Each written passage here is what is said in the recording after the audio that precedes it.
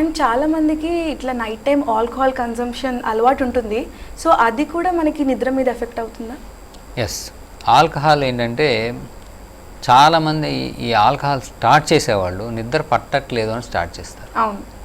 So ఈ నిద్ర పట్టట్లేదు అని స్టార్ట్ చేయడంతో మొదలుకొనేది one of the most common cause of insomnia, నిద్ర పట్టకపోవడానికి కారణం ఇది ఆల్కహాల్. ఓకే. సో ఇనిషియల్ స్టేజ్లో కొంత వాళ్ళకి బాగా నిద్ర వస్తుంది అది, కానీ తర్వాత అది తాగినదే అది నిద్ర రాకుండా చేస్తుంది. సో వాళ్ళు ఆల్కహాల్ తీసుకున్నాక వాళ్ళు చాలా యాక్టివ్ అయిపోయి వాళ్ళు నిద్రపోరు, ఇక ఇన్సామ్నియాలోకి వెళ్ళిపోతారు. సో ఆల్కహాల్ వాళ్ళు వచ్చి చాలామంది అంటారు మేము సార్ రోజు ఇట్లా ఆల్కహాల్ తీసుకుంటున్నాం నిద్ర పట్టాలి, కానీ నాకైనా పట్టట్లేదు అంట. సో ఆఫ్టర్ సమ్ టైం ఏంటంటే అది నిద్ర పట్టనీయదు. సో ఆల్కహాల్ మానేస్తే వాళ్ళకి మళ్ళీ నిద్ర వస్తుంది. కానీ స్టార్టింగ్ స్టేజెస్లో మళ్ళీ ఆల్కహాల్ మానేస్తే 3 అయినా 4 అయినా నిద్ర పట్టట్లేదు, అందుకే మళ్ళీ ఆల్కహాల్ తీసుకుంటున్నాము అని వింటుంటాము. నో అట్లా కాదు. ఇనిషియల్గా ఏం మార్పు వచ్చినా దాన్ని అడాప్టేషన్ అయ్యేది, దాన్ని మళ్ళీ బాడీ సెటిల్ చేసుకునేంత టైం మనం ఇవ్వాలి.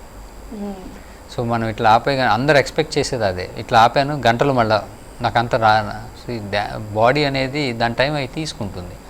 కొంతమంది ఎలాగ ఎక్స్పెక్ట్ చేస్తారంటే వాళ్ళకి 10 రోజుల నుంచి జ్వరం ఉంటుంది, కానీ ఇక్కడ రాగానే 1 అవర్లో ట్యాబ్లెట్ వేసాం ఇంకా తగ్గలేదని అడిగేవాళ్ళు. సో 10 రోజుల నుంచి ఉన్నది 1 అవర్లో పోవాలి అంటే, అలానే మనకి చెయ్యి ఇరగడానికి సెకండ్ వెంటనే అతుక్కోదు.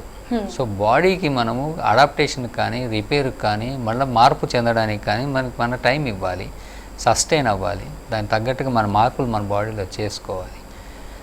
అది ఆటోమేటిక్గా బాడీ సెటిల్ అయ్యే ఛాన్స్ ఉంటుంది. బట్ స్టిల్ కొంతమందికి నిద్ర పట్టలేదు అంటే instead of again starting alcohol, వాళ్ళు వాళ్ళ ఫిజిషియన్ని స్పెషలిస్ట్ని కలిస్తే వాళ్ళు దాన్ని కరెక్ట్ చేసుకోవడానికి ఛాన్స్ ఎక్కువ ఉంటుంది.